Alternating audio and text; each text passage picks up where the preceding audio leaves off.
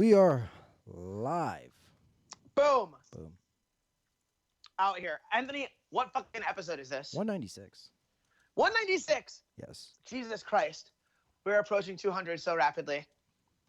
I'm Yes. so excited. I have to start doing I'm so research. I excited. have to start doing research on I'm Pornhub. so excited. Did you watch that episode of Saved by the Bell? I'm so well. It's not, doesn't matter at this point. Like you've made this joke so many times that I could probably quote it for you. I'm so excited. I'm Have so I? excited. I'm so scared. That's true. Yeah. She was scared. Look, man, when you're in the depths of a caffeine addiction like poor Jessie Spano was, like you don't know where she was, man. You're out here just talking all reckless like it wasn't a big deal. She was suffering, you son of a bitch. Oh, I'm sorry. So, Anthony, what it do? Not a whole lot. A very exhausting and long day. My face hurts, but other than that, Your face hurts. yeah. So I have this terrible disease where if I have sinuses, they drain into the sac in my jaw. If you have sinuses, you No. do have sinuses. I'm sorry, if I have sinus congestion, if I have any congestion or any fluid in there, it goes from the sac that's like from my nostril all the way down to what would be behind my lower jaw. And it just puts pressure on my jaw so that way I can never open up as much as I want. So chewing food today is hard. Yeah. Yeah. And I can make all kinds of jokes about how difficult it's going to be to suck enough dicks to pay your rent, but I won't bother you with these lame jokes, Anthony. I won't bother you with these things. Why would I say a thing like that to a person who does so much for me? Why would I insinuate that you suck dicks to pay your rent? Because it's funny. That's not fucking cool. Because it's funny. What kind of friend would do that? Anybody would do that. That's a good point. He's a good friend. No, A good any friend would do that. yeah. Yesterday, I had the funniest interaction inside Extreme. So there's a homie, Don. Don does like security for pop stars, Mm-hmm. and he's a jiu-jitsu purple belt, and he just got it. So congrats on that purple. I met his son for the first time yesterday, right? And while we're talking, he's like, "Wait, I left something outside. Let me go out this back door and back in." And now I'm kind of ratting myself out for breaking company policy, but I did it. And so when he comes back to the door, I look at his kid and I go, "Hey, what if we just leave him out there?" And his kid's like, "What?" I'm like, "We don't have to open this door." Like, and I know his dad can hear me, right? And Yeah. I'm like, "We don't have to open this. Like, this is a choice now. Like, we can leave him out there forever." And he was like, "I don't think we should do that." Like, he was just so honest and genuine. Like, he didn't know I was kidding. He was just Yeah. like, "What? Like, Why? why would we do that? Why Like, would- that's wrong. Like, you should open the door." And I was like, "All right, open the door." And then he was like, he comes back in and he's like, "No, like, he was kidding. Like, that's for fun. Like, Yeah. your friends hurt your feelings. They make fun of you. Like, that's what your friends do. It's evidence of friendship." I was like, "Yeah, this is a new concept for my homie here." Like, Yeah, how he's old like, is "No, he? you're nice to your friends, Dad. Like, you have dumb friends." He must be a young child. He was really young, yeah. Yeah. It wasn't like he was 13. If he was 13 and he felt Okay. that way, I'd be like, "I think your kid's on the spectrum." But he's a young kid. So yeah, that was some fun shit. But yeah, I think it's true that like your best friends are the ones that talk the most shit to you. Yep. Like when I took the job at Extreme and Donald called me a fucking mark in my DMs, right? Like Mm. he's been holding on to that for a long time. That might be a Just little. hoping. That's a little different though. I think it's a little different. It's like a hint. No, it's it's like the a same tinge. thing. It's a tinge. It's a pinch of revenge. It's a pinch of revenge. Oh yeah, no, there's a little bit of revenge in there. But like, how could you take revenge on me? Like, you don't really have a job. You just have a job. You know what I'm Yeah, saying? right. Like if you're him, like he's got a career where he's really pushing towards some really wild goals and he's doing great at it. Mm-hmm. So that's not the same as like, "I gotta go to work, punch this time clock. I fucking hate my life." Right. Like that's what I meant when I was talking about jobs are for marks. Doesn't I matter. didn't mean like ambitious things where you have a fucking paycheck at the end of it makes you a fucking mark. Nah, man. Why would he believe that? He's like, take it all. Everybody He getting was like, swung "That on. fucker." Everybody getting swung on. Don't matter. It don't matter.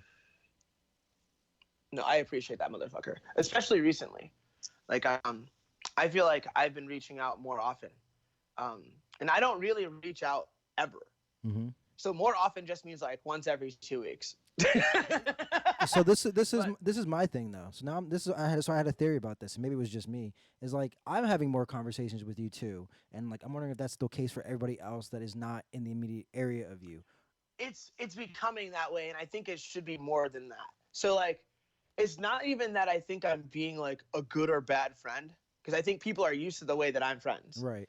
Like, and by that I mean like I don't really communicate very often. Um, like my very best friends often won't hear from me for 6 months to a year. Like the people I love the Mm-hmm. most, and I've loved me the longest, I will maybe like your shit on Instagram, right? So you know I'm alive. Right. But I may not speak to you for months at a time, and it's not because I have any kind of feelings, like negative or positive. It's just I have a head full of my own thoughts and bullshit that I try to get through. And like, if I'm not feeling absolutely healthy, sometimes I'll isolate myself, with the exception of this podcast, right? Yeah. So like I don't like bleeding on people. So like I'm careful about when I reach out and what I reach out for. And anyway, I don't think that's fucking healthy. And I think I will be happier and feel more fulfilled if I use some of my friends, and I mean use in the best sense, as resources for some of the things that I don't get from my life here. Yeah. Right. And then there's things that I get from my life here that I could never get from my previous peer group. Like the people that I seek out or sought out as friends for the rest, like the majority of my life, Mm-hmm. they're nothing like my roommates. And there's things about my roommates that were missing from my life that I need. Right. Right. But then there's still things that I had from my old friends that are now missing from my life. And so I need to make sure that I balance those things. I need all of those things. Like I just started playing guitar more often. Like since I've been like trying to learn how to actually play guitar instead of just pounding on chords and writing songs. Yeah. And I feel like that time to myself, like it ends up being like when I practice, like I feel like I should, in like 10-minute increments, 4 to 5 times a day. It ends up being like 45 minutes to an hour Mm-hmm. of just time spent alone, kind of immersed in a practice that isn't combat oriented. Right. I think that's healthy for me too. Right.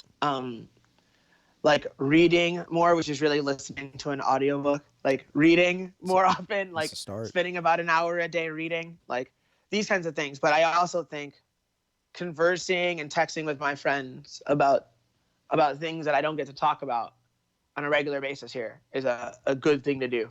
Even like mundane things like talking to my fucking, I say sister, but like to be clear, it's not my birth sister. If you're like trying to follow along with these characters in my life, like when I talk to my sister, my big sister, like more often than I have recently, like that's fucking nice. Even if it's just me and her kid making faces at each other for 10 minutes. Right.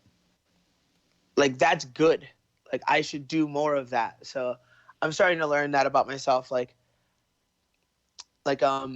one of the things that allowed me to just do jiu-jitsu for a living and feel comfortable moving to Austin, Texas for months at a time to teach jiu-jitsu, and feel comfortable moving to Las Vegas relatively quickly and abruptly, was a separation that I had emotionally from my family and my friends. When I was like 18, I just decided that like I didn't want to be bound like that. Like I saw a lot of people that were afraid to leave their friends and their family behind. And I was like, I don't want to do that. So I randomly moved to Wisconsin and joined a band. Yeah. As like an exercise to break away from everything. And as a result of that, I became severely agoraphobic. Like I really had a mental breakdown when that happened. Yeah. But like once I had gotten past that mental breakdown, I was so much fucking stronger. And it got to the point where it was like it wasn't just fun that I didn't need anybody. It was like my calling card that I didn't need anybody. And that got a little bit weird and unhealthy. Right. Right? Like I lived in the same city as my parents for 10, 15 years, and I would see them like 3 times a year. Right. That's not normal. Like that's not normal. But I do fear that had I gone to now this didn't exist, but say we have Sunday dinner, right? Yeah. If I had gone to Sunday dinner every Sunday, when Jessica's like, yo, let's move to Vegas and try and change our lives, do I say, absolutely, let's go? Or do I go, I don't know, Sunday dinner, mom and dad? You know what I mean? Like, I don't know. So I'm glad that I did that, but I do feel like I need to make sure that I'm like staying connected to people who I care about. Right. No, that's good. Good on you. Good on you. You went from being, very, very much the thumbs up kind of guy, And I had to explain this to somebody, and I was like, yeah, he's usually a thumbs up kind of guy. But then I realized that, like, oh, you just have a new cell phone number. He's not ignoring you because he can't, he just can't see your messages because they just don't exist because they don't call. Oh, Yeah, yeah. yeah. So, but like, And I don't think to be like, hey, everybody, I have a new number. Right. I'm like, well, as I need you, I'll find your number. yeah, it's a great thing in technology. So you could be sending me thousands of messages, and I'm not getting them because I changed my number. No, that's fair, but it's funny. I have to explain it to people, and they're like, yeah, so I got this thumbs You up. can find me on social media though. Like, I feel like if it was an emergency, right. you would DM me or like, Right, you know right, what I'm right. saying? No, but just explain the whole process of communication. It's like, yeah, Darren's usually like this. If you get a thumbs up, that means he at the very least he acknowledges that you exist. So there you go. If he responds back to you, it's like it's even like that means you must do something smart, dude. So good on you. Stop. What makes it worse now is that he has an iPhone, so that way he's able to just do, hey, I really liked what you said. Hey, I really think this is funny. Or hey, it's like he doesn't have to respond back to you. He can respond back with your message and then a generic message attached to it. Oh, I hate you so much right now. You're just telling everybody everything. Yeah, that's the way to go about it, guys. His thumbs up is like well, you. Since we're telling everybody everything, let's discuss something that I've recently realized. What's up? I think I'm going super rogue, and I think I realized that like my time is more valuable than I once thought. Yeah. And some of it has been spent like chasing people. Oh. And trying to like meet people here. And I'm kind of over that. And I'm ready to get like weird and emerge again, like I was just in my notebook last night. Mm-hmm. And I was going over, like, I saw Drysdale, right? Yes. Not Drysdale, fucking Lovato. I can see Drysdale any day. It's no big deal. But I saw Lovato, and I got in my notes, and I was like really living in those moves. And then I looked up, and like hours had gone by. Mm-hmm. Right? And I was like, fuck. It's been a minute since I really got lost in jiu-jitsu like that. Yeah. Like that, with just words in my imagination. You know what I'm saying? Yeah. Like that's like back in that day when I was like, man, I'm really in love with this, to the point where it was weird. Like, and I got less and less weird, less and less in love. And I really felt like that moment in my notebook, I fell back in love with it. And I was like, man, I should just like, outside of like people I really care about, I should just cut off social interaction. Like I shouldn't try to meet friends here. Like, now this might be crazy, mm-hmm. right? This might be off the deep end, but I'm like, man, I have friends. I have friends in my house. I have friends across this country. Mm-hmm. Do I really need more friends? I don't know. I think I need people that I like, mm-hmm. that I can talk to about jiu-jitsu, mm-hmm. and give jiu-jitsu to, and earn money from, and earn money with. I think I need those kinds of people in my life. But like, you're my friend. Like, I don't know if I need that. And then there's the question of girls, right? Mm-hmm. And it's like, do I need that? And it's like, well, I do need some kind of outlet though. Like some kind of outlet. And so maybe I can solve that through phone applications instead of like meeting actual human beings that I will talk to. Yeah. It's like, I can just make you go away and you're not a part of my life. Like, boop, you're not in my life anymore. Like, I think that's the route. Now, the question is, do we go pro or amateur, Anthony? That's the only question. I say start off with what you know best. So go pro and then work your way into the amateur league. Because, I mean, let's be real here. Like, you don't have to do any of the discussions. We can't be too real. In fact, we can't. I didn't realize this, but I didn't do what I intended to do when I came into my room before the podcast went live. Like, so I've gotten to the habit of being comfortable in my home, mm-hmm. after being told that it was silly that I wanted to, before like going into the living room to get coffee and stuff, to take my jammy pants off, throw on underwear, put my jammy pants back on, and then go get coffee. That's what I used to do all the time. Yes. And then like one time I was like, oh, it's kind of a pain in the ass. Like I just want a coffee, and then I was told like, what the fuck do you care? Like it's not like you're actually like naked. Right. Like that would be weird.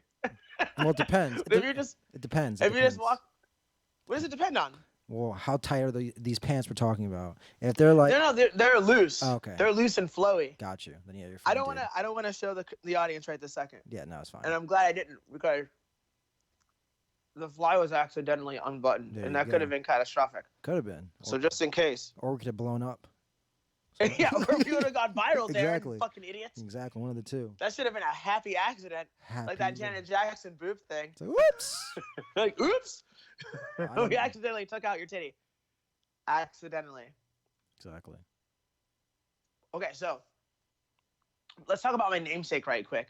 Okay. Let's talk about my gorilla boyfriend, Ooh, Darren Till. Darren Till.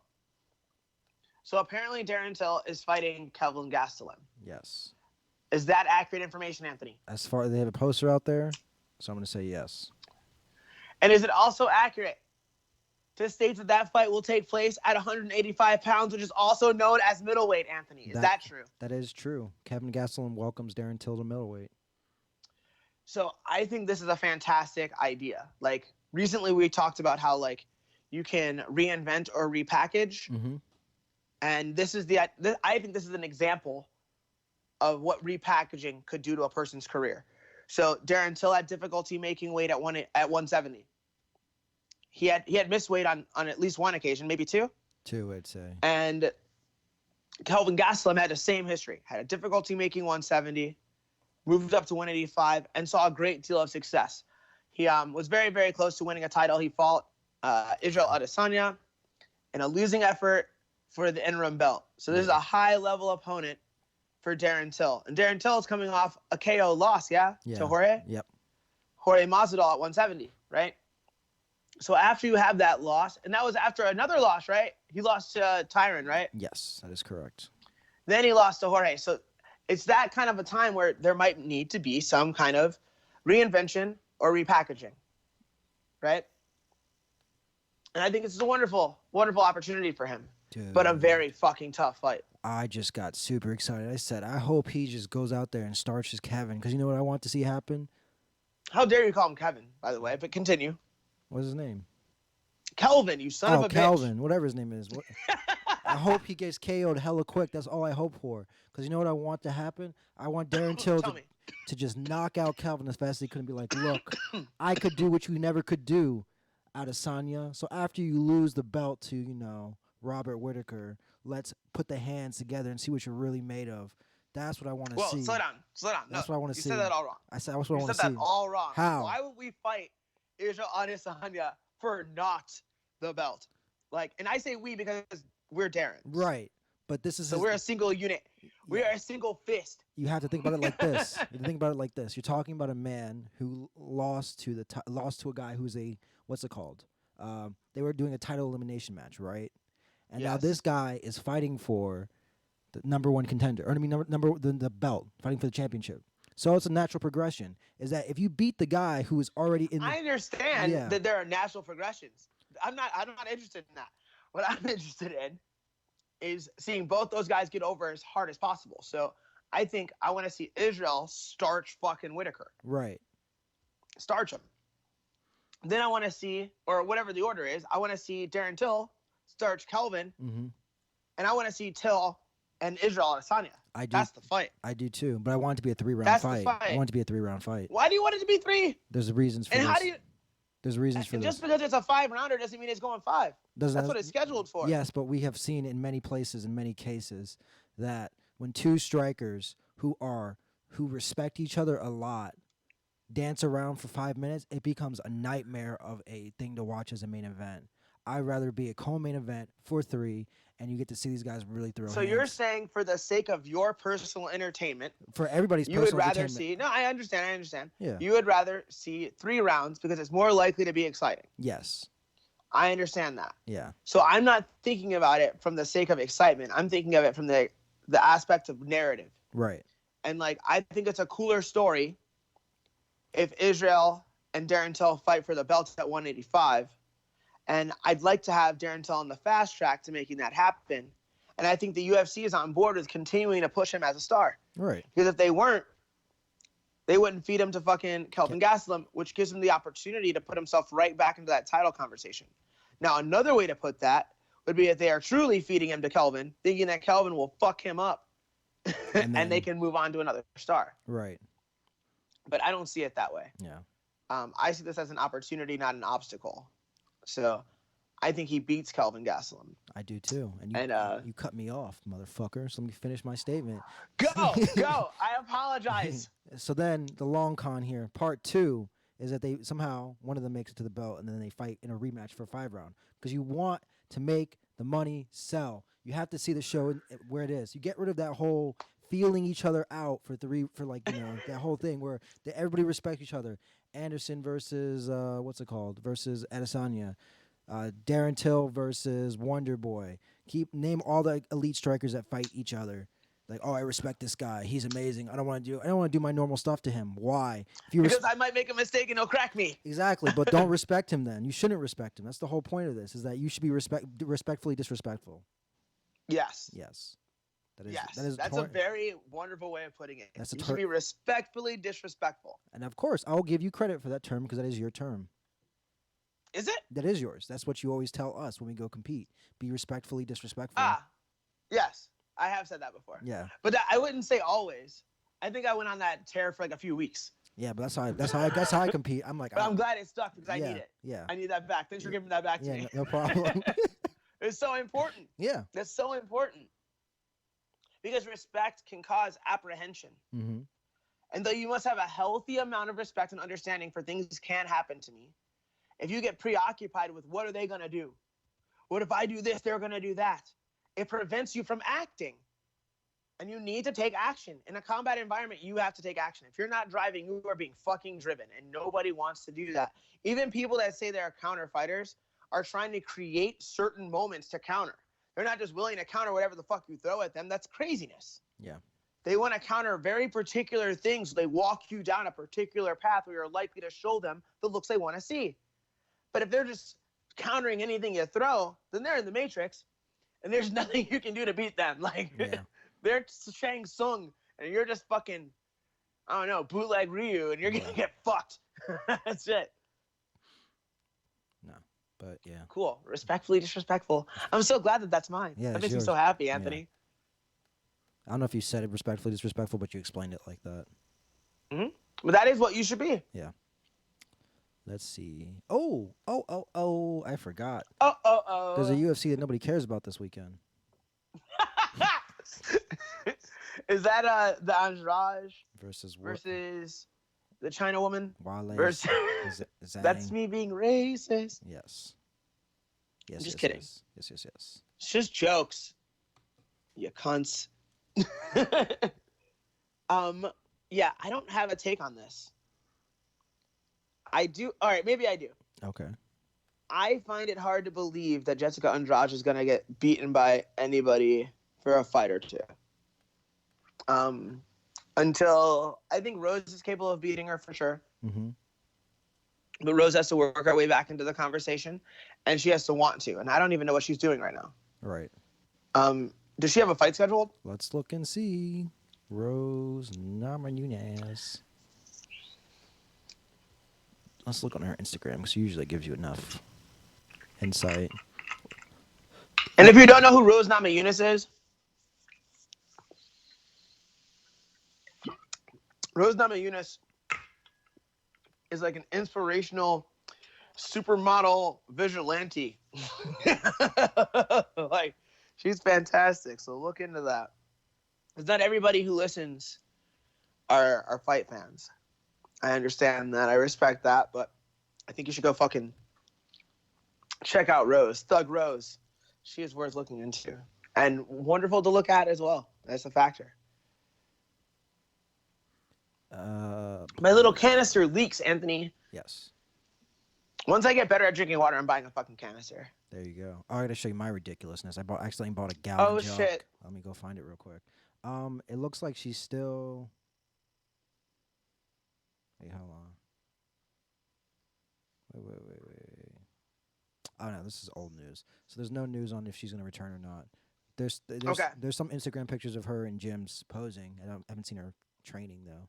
So Cracking or rolling. yeah, yeah. But Okay. basically, let me go be right back. But yeah, imagine the size of my head. Imagine the size of his head. I think he has run off. Run off usually means bathroom break, but I don't do that for you. Instead, what I'll do is I'll pull out the smallest joint that's ever been rolled. It's actually not true, because I know that they smoke even smaller joints in prison. But this is something that my homegirl referred to as a toothpick. I was like, oh, look, it's a tiny joint. She was like, that's a toothpick. So that's your canister, yeah? That's your canister? It's very unnecessary. That's how you're living? How much water fits in that bitch? A gallon. A gallon of water. Yeah. So I can fit 32 ounces of water into my gimmick here. Yeah. I just was. And that's plenty. Yeah, this is excessive. I feel like this way, and I get made fun of every time I go to work because I bring it in. They're like, well, every time I see you, just get a bigger and bigger one. I'm like, yeah, man, because I'm thirsty. I'm a thirsty guy. I'm thirsty. I'm thirsty. I'm out here thirsty as fuck. I'm ready to go anytime you guys want to do anything, like anything physical, because my boss always wants to challenge me to physical activity. So I'm like, I'm just letting them know, like, I'm ready. Hey, man. I stay hydrated in the streets. Of course. Yo, I was called thirsty the other day. I know that sometimes you don't watch my Instagram stories, and I appreciate that. Yeah. But in my Instagram story, I posted like a video where I realized I was just wearing my hoodie open and shirtless. Yeah. And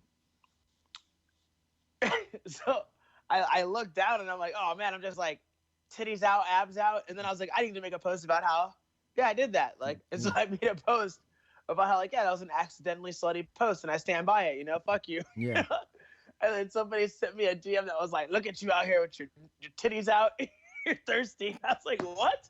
I was like, first of all, how dare you call my middies, my man titties. Sounds like an Andres. It sounds like an Andres quote. No, it wasn't Andres, but it does sound like something he would say. You're like, I think there might be a lot man behind this. Yes, I think so. I think that person. Shout out to the homie Andres Brunauskas. He's out in Europe teaching jiu-jitsu over at Valhalla Jiu-Jitsu. Killing it. I believe that's in Sweden. Yes. Just passing on the worm knowledge and other knowledge to the fucking Europeans. Mm-hmm. Shout out also to the homie Jonathan Thomas, who's out there too. John Thomas. He's a cool dude. Yeah. What was I gonna say? I think that's incorrect though. They're the thirsty ones because they brought it up to you. You were acknowledging. Oh yes, yeah. Yeah. I'm not gonna accuse this person of being thirsty. That would be wrong. One, I don't believe that this person's single. Two, That's not. Sir, I also don't refer to people that I train with Yeah. in any way like that. Yeah, that's fair. But they're allowed to talk whatever shit they want to me.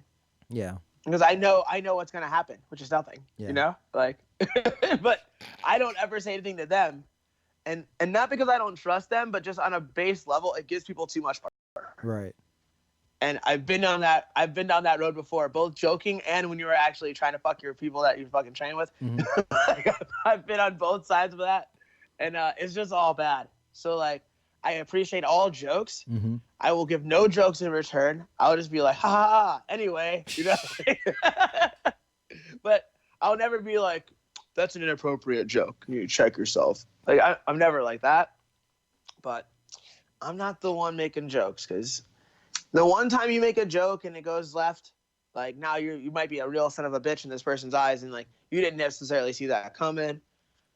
Yeah, because. And I don't think I need to even explain the dangers of fucking people in the places you train. Like, Yes.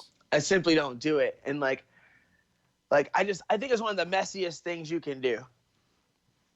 You know what's fun? The potential for messiness, Yeah. especially when people like, I do think that in general, athletes are deeply insecure people. Yes. And so that can be not true or true Mm-hmm. from person to person. But in general, there's a great deal of insecurity that leads you to working so hard that you're super good at something. And when like you break up with these people and then these people are around each other, there's all kinds of fucked up weird dynamics that like are possible. and many a jiu-jitsu academy has had like half the people leave because of someone else's dick. You know, that has happened.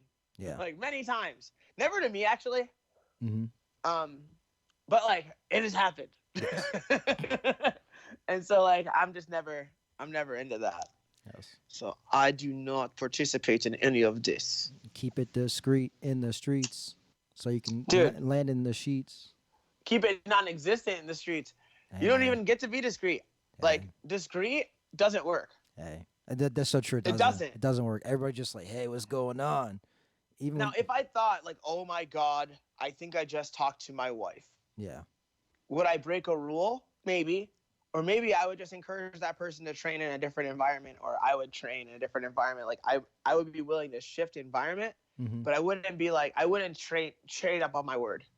Yeah, You know what I'm saying? Like it's not like because it's my word. It's because I'm wiser than that now. I've already done the mistake. yeah, Like I already see how that movie ends. And it's not pretty. yeah. No, that makes sense. Rules are meant to be broken, as they say. No, they're not. Yes, they are. Rules are meant like to be fucking upheld or challenged. They're not meant to be broken. They're either upheld or challenged. And if they don't hold up to the challenge, then you're not breaking them, you are changing them. Yeah. Rules are not meant to be broken. That's some shit that people say. Yeah, because Like, you know why? I thought about this a while. I thought about this before. You son of a bitch. Yeah. Because I have a lot of time on my hands. And I'm a lonely cunt. And I sit in my room way too much. And I think about things like, hey, is that even a reasonable thing to say? And it's not. It is. Like, it's not. It is. Rules were not meant to be broken. They are. Rules were meant to be upheld. Don't listen to this man. And rules were meant to be challenged. He's telling lies. And if it does not hold up to a challenge, He's not even a lawyer. you don't break it. You change the rule. You create a new rule. Listen to him do this logic. It's not true. Now, laws are not the same exactly as rules. They're kind of the same, but they're not. Right. Some laws that you cannot change, laws that you are not in a position to change, Yeah. you can break those. Yeah. Because it fits in your psychology. That's why. But no. So I define a law as something that is made by an entity outside of yourself, and a rule is by something that you've made for yourself. Right. No, I agree. I'm just saying laws. That's an arbitrary definition. I understand That's that. not. I don't think that's based in any reality. Can you look it up? Okay. Like, what is a rule What is a and what is a law? What rules versus Or just law? rule definition, law definition, and then we'll know. One of a set of explicit or understood regulations or principle governing code within a particular activity or sphere. That is a rule. That's a rule. Yes. Now, law. The system of rules which a particular country or community recognizes as regulation the actions of its members, which it may enforce by the imposition of penalties. Okay, so that implies government. By saying country, you're implying government. Would we agree? Yes. The other uses the word govern, Yeah. but it's really just talking about how it functions. It's not actually referring to a government. It could be a rule could be something in a game. A rule could be something that is personal, where a law is something that automatically involves a larger group than a game or an entity could hold. Does that make sense? Yes. But you're missing you're missing the biggest distinction is that one talks What? about punishment and the other one doesn't. That's a very big distinction, and I apologize. Well done. That's a nice kick in the nuts. Hey, smarty pants. What about the fact that one said, because I don't hear things about punishment, Anthony. That's why. That's why. I just fucking omitted that. It was like there might be consequences, and I was like, meh. Like, I was like, that's why I let's was like, bypass those. I was setting Let's him throw up. that right. I was setting him up. I was like, yeah, man, that's because it goes with what you believe in. He's like, You what are you son of a talking bitch. about? What are you talking about? This is doing what I believe in. Oh yeah. The feeling in my heart right now, I just realized this is why dudes send other dudes dick pics. Like the feeling of like, there's nothing I can do to upset you as much as I want to upset you. It's like I had a feeling like I just want to fucking show you my dick right now, you fuck. So now I understand that in culture, but I never understood it until this moment. Oh, I'm happy I got that. You got that feeling. You're not getting the dick pic, and I'm not gonna flash my dick on YouTube. Come on. But like, Pornhub I had a episode flash. 201. No, I had a flash in my mind of like, I should just flash my dick. I'm so mad. Oh, that's So so now I stupid. understand something new that I never understood before. Oh, that's so stupid. That's funny. All right, so now we know that. Yep. Let's see. Is there anything else We've going? done a service for the people. We have. We have. We Let's have. give them some weird news. All right. This is more of this is the only interesting news I could find is that a 50-year-old man paddleboards from San Francisco to Hawaii in 76 days. What? Yes. What now? Did he have like who accompanied him? It looks like nobody. It looks like literally That can't be true. like all well Because like, how did he manage to eat? And So this like, was- there this- has the- to be the- a boat alongside no, it. no, no. So listen. So let me get into it. So the boat he has is like it's big. It's not like a traditional like paddleboarding boat. It's slightly big enough that he can sleep in it. So that's how it worked. So he had like Okay. No. He's paddle boating, not paddle boarding, right? They say paddle boards. They say paddle boards. That's crazy. Yeah, I can show Do you. they have a picture? They have a video. A video? That's even better. Let's see.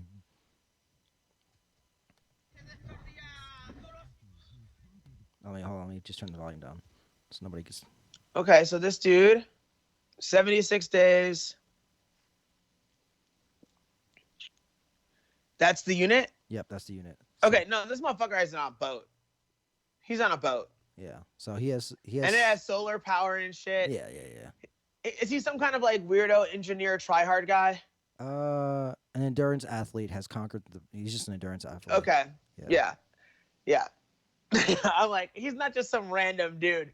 This is a dude who's a professional bad motherfucker. Yeah. And he was like, I think I can do this. It's not just a dude that like woke up one day and was like, I'm gonna fucking get on my paddleboard, which looks like everybody else's paddleboard, and I'm gonna start in San Fran. I'm gonna end in Hawaii. Yeah. This is a bad motherfucker who put together a badass rig and went on a badass journey. Yeah. And that's still super impressive. Yeah. He lost 10 But pounds. this nigga is not on a paddleboard, is all I'm saying. Right.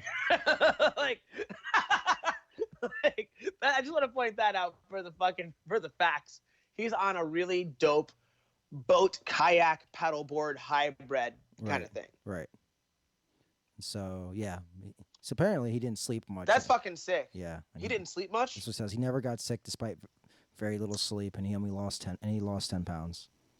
Wow. Yeah. And But that's because he had fucking food inside his boat, which is not a board. yeah. But that's badass. That's crazy. He covered 2,000 and like miles. super gnarly. Yeah, he covered 2,000 Yeah, miles. 2,000 miles on top of the water, and being on the water for honestly for more than a day by yourself is insane. Yeah. So 76 times insane. You know what I'm saying? Yeah. Dude, it's just So more power to this dude. What's his name? Let's speak his name. let's see. Antonio Let us speak his name. Antonio de la Rosa. Okay. Mr. De La Rosa, Yeah.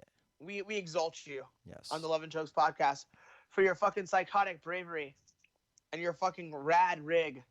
We salute you. 76 days on the ocean. So what does he No breaks. What does he do? Is he gonna paddle back? Just sleeping, eating, and paddling. I hope not. Yeah, that'd be kind of silly. You should get a helicopter, or just sell a boat in Hawaii. No, just like or have somebody ship that boat or like whatever. I'm sure he had sponsors. just disassemble it, ship it back piece by piece. You'll be good, dude.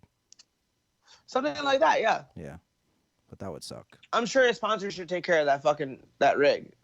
Get it back safe and sound to San Francisco. Unless that's not even where he's from and that's just where he thought the best launching point was. Which would not surprise me in any way. I don't know. They don't go into much detail about that. That's okay. Mr. De La Rosa is a fucking king. Anthony, Darren, this is a wonderful podcast. It was really fun chatting. it was. And we will talk again. Maybe Friday, Saturday, or Sunday. We will decide. Yes. Before the people know, we will know. And then we will let the people know. Exactly. The next episode is 197. Yes. Dude, we're going to be at 200 so soon. Mhm. We really need to plan something special for the people. And I'm really still not against doing a live Pornhub episode. All right. will see. Just one Pornhub episode. Just to do it. Yeah, just to do it. Just to show these hoes. Yeah. Also, Mm. on this YouTube channel, I experimented with my phone and iMovie for the first time and made a tiny thing that I refer to as a video blog. A vlog for the people in the 21st century. A vlog, if you will. A vlog. So check that shit out. And there's going to be more of those. today I'm doing some private lessons, and I'm going to record those and cut those up into videos. If you follow me on Instagram at KeedlerIsTiny, you'll see that I've been making these little clips of private lessons that I've been giving, and I'm putting them out in little like 1 minute, 30-second increments. So fuck with me if you fuck with me. I love each and every one of you. This is goodbye for real. Goodbye, internet. XOXO. Peace.